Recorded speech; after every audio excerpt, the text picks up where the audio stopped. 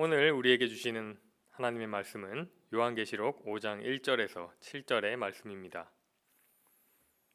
내가 보매 보좌에 앉으신 이의 오른손에 두루마리가 있으니 안팎으로 썼고 7인으로 봉하였더라. 또 보매 힘있는 천사가 큰 음성으로 외치기를 누가 그 두루마리를 펴며 그 인을 떼기에 합당하냐 하나 하늘 위에나 땅 위에나 땅 아래에 능히 그 두루마리를 펴거나 보거나 할 자가 없더라. 그 두루마리를 펴거나 보거나 하기에 합당한 자가 보이지 아니하기로 내가 크게 울었더니 장로 중에 한 사람이 내게 말하되 울지 말라. 유대 지파의 사자 다윗의 뿌리가 이겼으니 그 두루마리와 그 7인을 떼시리라 하더라. 내가 또 보니 보좌와 네 생물과 장로들 사이에 한 어린 양이 서 있는데 일찍이 죽임을 당한 것 같더라. 그에게 7뿔과 7눈이 있으니 이 눈들은 온 땅에 보내심을 받은 하나님의 7영이더라. 그 어린 양이 나와서 보좌에 앉으신 이의 오른손에서 두루마리를 취하시니라. 아멘. 오늘 이 새벽 하나님의 말씀과 기도를 사모하여 이 자리에 나오신 모든 성도님들에게 주님의 은혜가 넘치시기를 소망합니다. 벌써 12월도 둘째 주를 맞았습니다. 이번 주 토요일을 끝으로 올해 성경 통독 일정을 모두 마치게 됩니다. 마지막까지 말씀을 붙들고 그 안에서 하나님이 주시는 생명을 찾는 여러분이 되시기를 바랍니다. 성경의 시작은 창세기입니다. 창세기는 그 이름 그대로 이 세상의 창조와 역사의 시작을 보여주는 책입니다.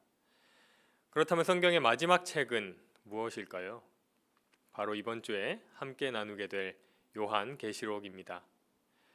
요한계시록은 창세기와는 완전 반대로 이 세상의 역사의 종말을 보여주는 책입니다. 성경은 이렇게 온 세상과 그 역사의 모든 것을 아우르는 책이라고 볼 수가 있겠습니다. 이 요한계시록은 참 어렵게 느껴지는 책입니다. 보통 사람들의 성경을 보면 창세기 쪽에 손때가 많이 묻어 있습니다. 매년 올해는 성경을 많이 읽어야지 하면서 펼치게 되는 것이 성경의 첫 시작인 창세기이기 때문입니다. 그러다가 어느 날은 앞에만 너무 읽어서 지루하니까 이번엔 뒤에서 시작해볼까 생각하고 성경의 맨 뒤를 딱 펼쳤는데 아이고 앞이 조금 더 낫네 하면서 다시 창세기를 읽는다는 우스갯소리도 들은 적이 있습니다. 그런데 실제로 그렇기도 합니다. 요한계시록을 슬쩍 보다 보면 무적행의 열쇠니 철호심경이니 하는 생소한 단어들도 많이 나오고 청황색 말, 날개가 6개나 달린 사자, 심지어는 용과 같은 이상한 동물들도 많이 나오기 때문에 이게 무슨 내용인지 파악하기가 쉽지 않습니다.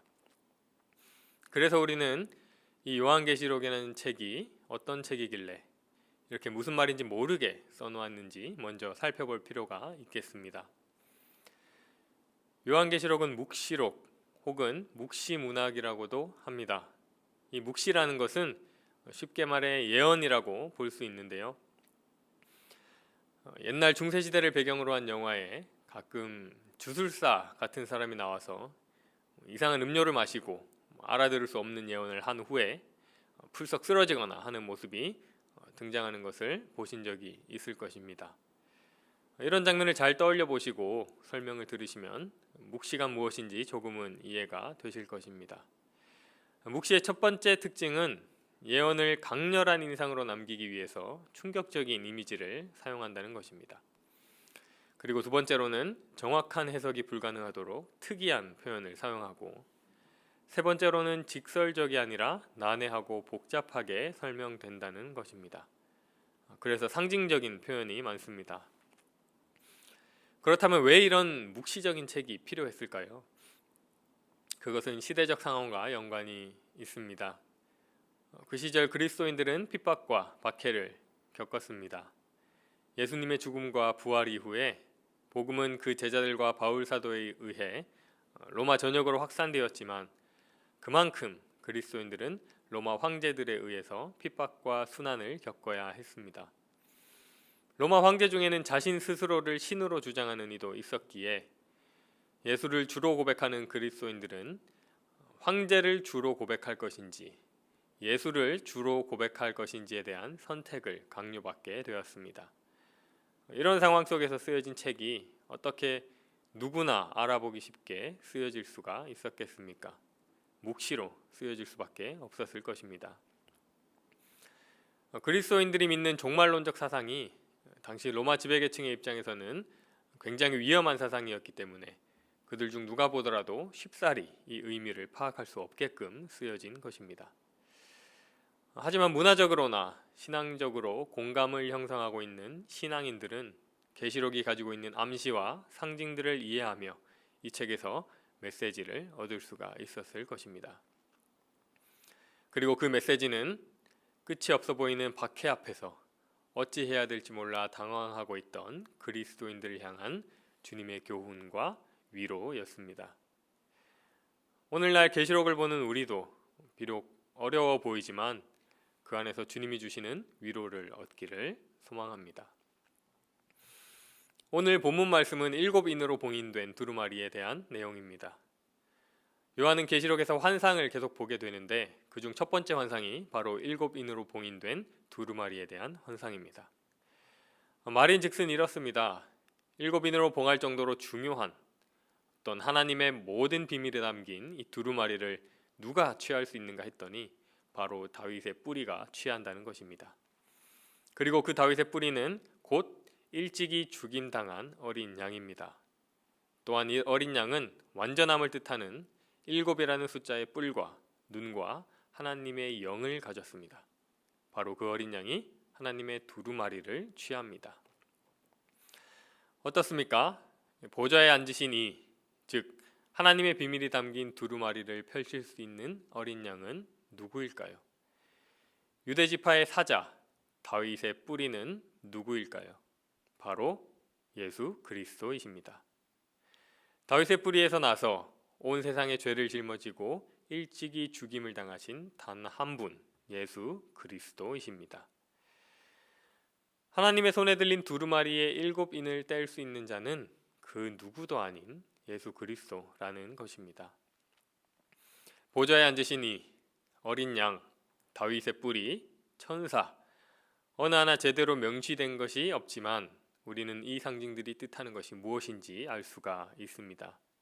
세상 끝날에 심판자로 오시는 분은 바로 예수 그리스도이신 것입니다. 여기서 더 중요한 것은 예수님이 죽임당한 어린 양으로 묘사되었다는 것입니다. 5절을 다시 보겠습니다. 장로 중에 한 사람이 내게 말하되 울지 말라 유대지파의 사자 다윗의 뿌리가 이겼으니.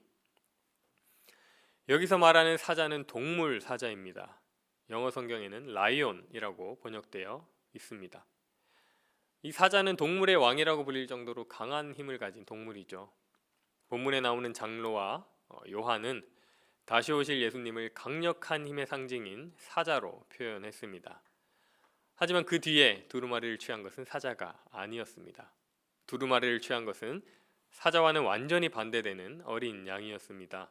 그냥 양도 아니고 죽임당한 어린 양이었습니다.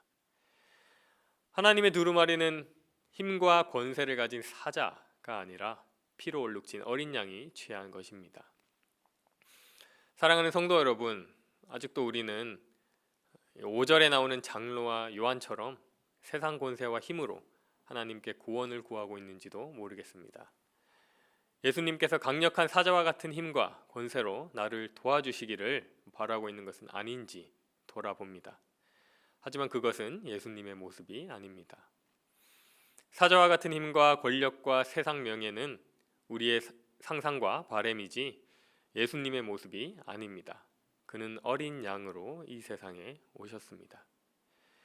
그는 죄 많은 이 세상을 힘과 권세로 구원하신 것이 아니라 죽기까지 순종하고 희생하는 어린 양의 모습으로 이 세상을 구원하셨습니다. 그것은 힘과 권세보다 사랑과 순종의 희생이 더 강한 힘을 가지고 있다는 것을 우리에게 알려줍니다. 오늘 이 시간 예수님의 모습을 바라보시기를 바랍니다. 그 피 묻은 십자가의 힘을 바라보시기를 바랍니다. 대림절 셋째 주일입니다. 우리는 아기 예수님을 기다립니다. 예수님은 애초에 힘과 권세를 가지신 적이 없죠. 작고 작은 아이의 모습으로 오셔서 제단 위 어린 양 같은 모습으로 하나님께 돌아가셨습니다. 하지만 바로 그곳에 구원이 있었다는 것을 믿으시기를 바랍니다. 우리에게 당장 로마를 이길 힘이나 코로나를 때려눕힐 완벽한 백신이 있으면 구원이 있을 것 같지만 아니요. 바로 예수 그리스도의 순종과 희생의 십자가만이 우리를 구원할 수 있습니다. 오늘 이 시간 다시 한번 그리스도의 십자가만을 의지하기로 다짐하는 우리 모두가 되기를 간절히 소망합니다. 함께 기도하겠습니다.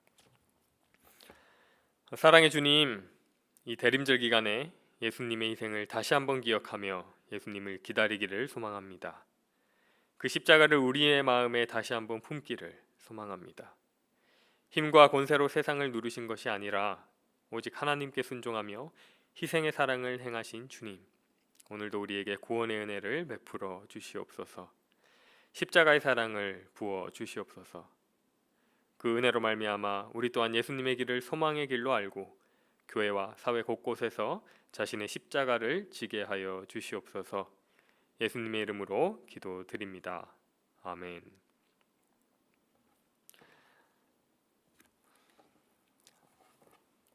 함께 주기도문 하시겠습니다.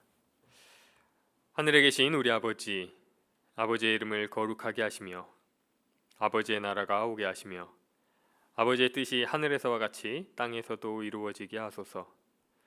오늘 우리에게 일용할 양식을 주시고 우리가 우리에게 잘못한 사람을 용서하여 준 것 같이 우리 죄를 용서하여 주시고 우리를 시험에 빠지지 않게 하시고 악에서 구하소서. 나라와 권능과 영광이 영원히 아버지의 것입니다. 아멘.